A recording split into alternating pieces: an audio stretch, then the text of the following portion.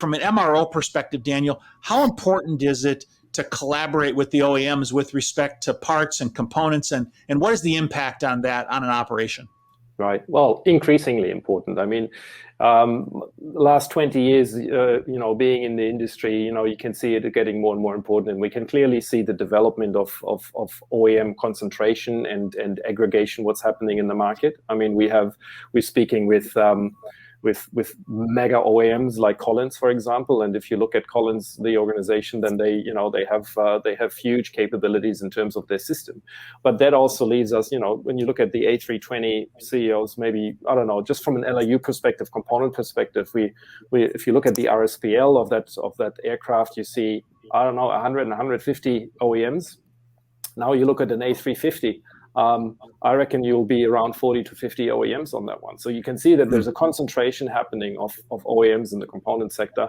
The controls about IP, about who can repair my components, because that's something where OEMs, obviously, they want to have a piece of the pie of the aftermarket, and they need that because the NRCs and the development of the components are so high, and the airframers are maybe putting a cost cap on top of that as well. So somehow the business case only works if they grab part of the aftermarket. And that's where it gets interesting, because in the aftermarket, we have the MROs working, and then obviously we have the OEM. So if an MRO wants to work on OEM parts, well, you cannot come around of talking to this OEM and say, look, how can we make that work? I don't want to undermine your business, but we need to support our customers, our joint customers here in this region. So let's talk. Let's work something out. So increasingly important. So let me ask you, if I understand what you're saying, then is you're saying there's been a consolidation of the number of OEMs that are, like, for example, working on components. There's a smaller number. Is that what you're saying? Well, the number of OEMs manufacturing the components, right? So the spread is not. So we, like those huge OEMs, the last merger we saw between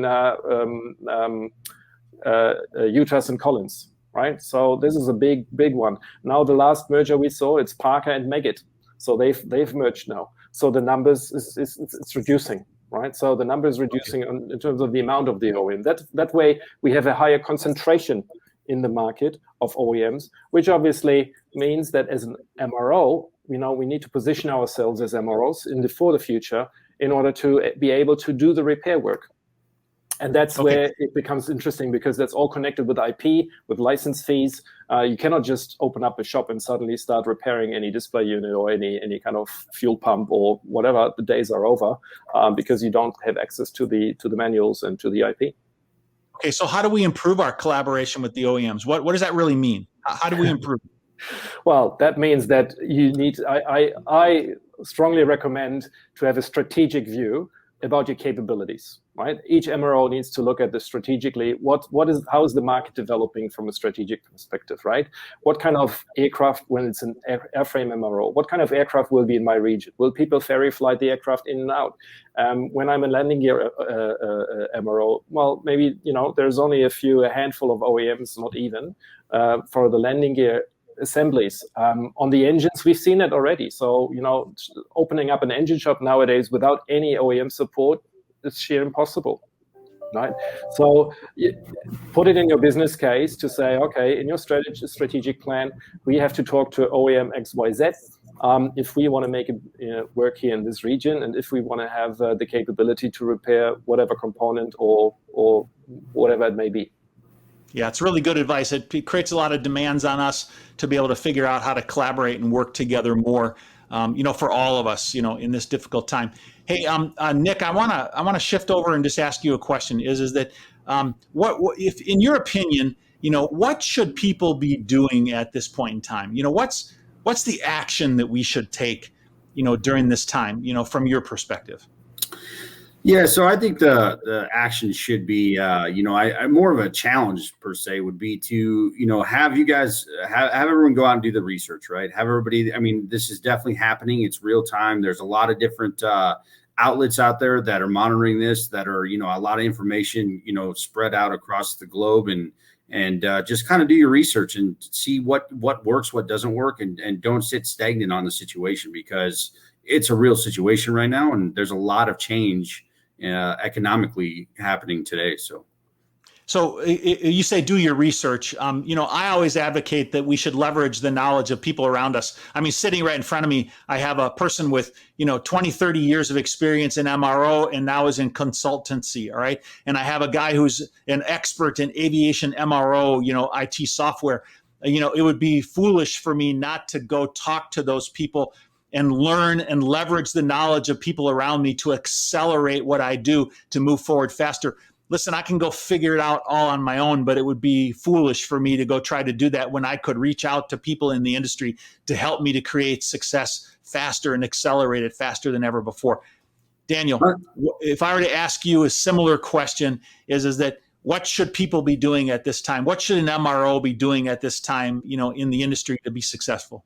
Great. Yeah. Well, thanks for the segue. I'd love to say, well, just call us and we'll sort it out for you. But it's not that easy, obviously. No. But look, I think the opportunity lies really to strategize activities in terms of capabilities and processes moving forward. How to digitalize processes, because what we really need and what I recommend every organization to do, and Nick, you touched base on that in terms of challenge your own organization. Really, what the strategic goal should be, don't come out of the recovery with factor one, because that would mean we just did, we're doing business as usual. Try to aim for a recovery with a factor 2, 3, 4, 5, whatever your aim is. But in order to achieve this factor X, well, it's just not cutting it's not cutting it if you just stay with your own processes or with your tools and systems in place, right? So from that perspective, call to action will be, leverage experts, leverage IT solutions which are available, and these companies are investing much more money into IT solutions than any in-house IT department, in which obviously is suffering budget cuts nowadays because there's no money. And maybe, call industry experts like myself to discuss opportunities, how to implement and to change certain processes and ideas, challenge ideas of your inventory and asset management. Yeah, excellent. That's great advice. Go ahead, Nick. I want to add one thing to that as well, please, Mark. When you said, I think you're absolutely right. Aviation's so small. You know what I mean? I've run into people that I haven't seen in quite some time, and just random locations. I think you definitely need to reach out to your peers. As mentioned, you can call Ramco and they also will be able to kind of help streamline what we have to offer, what we can provide to the customer, which will really help in a lot of these different topics we've discussed today. Perfect. Gentlemen, thank you for joining today. It's been really a knowledgeable discussion for me. I really appreciate it, your insight, and I wish you the best in both of your businesses. I'm looking forward to how all of us collaborate together and create success, and we move forward toward recovery in the aviation industry. Thanks for joining us today. I really appreciate it, gentlemen.